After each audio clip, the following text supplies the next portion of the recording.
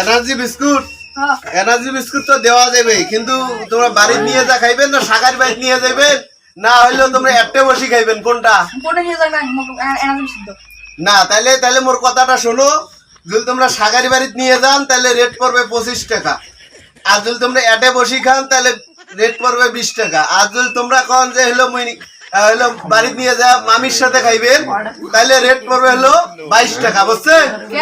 22 টাকা রেট পড়বে। কে আরো এই দেন কই নেবেন তোমরা?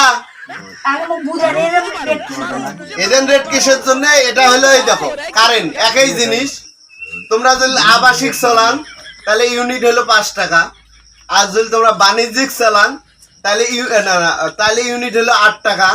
আর যদি একই তোমরা যেমন এই যে মিল কারখানা শিল্প চালান তাহলে কিন্তু 60 টাকা। জিনিস কিন্তু একই একই নয়, মোর কথা যুক্তি আছে, জিনিস কিন্তু একই, কিন্তু দেখা যাবার লাগছে 3 জায়গার যা 3 নাম হবার লাগছে। সেই জন্য মুই চিন্তা ভাবনা করছো যে মোর দোকানে যেগুলো জিনিস আছে তাইও যদি লেটে বসি খায় তা কিন্তু খাটনি করা লাগবে না, তার জন্য 20 টাকা। আর যদি কাইও বাড়িতে নিয়ে যা খায় তাহলে তার জন্য হইলো রেট কত জানেন? 22 টাকা। আর যদি মনে করো তোমরা হলো আত্মীয় স্বজনের বাড়িতে নিয়ে যান তাহলে রেট হইলো কত জানেন?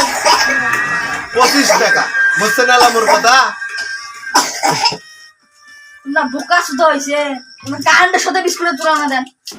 একই জিনিস যদি মোর কথা বুঝিস না, একই জিনিস যদি তোমার 3 দাম হয় তাহলে মোর এনার্জি কে 3 দাম হবার নাই। হ্যাঁ বিস্কুটের সাথে কারেন্টের তুলনা দেয়। বিস্কুটের দিবনি বিস্কুটের দাম বাড়ছে,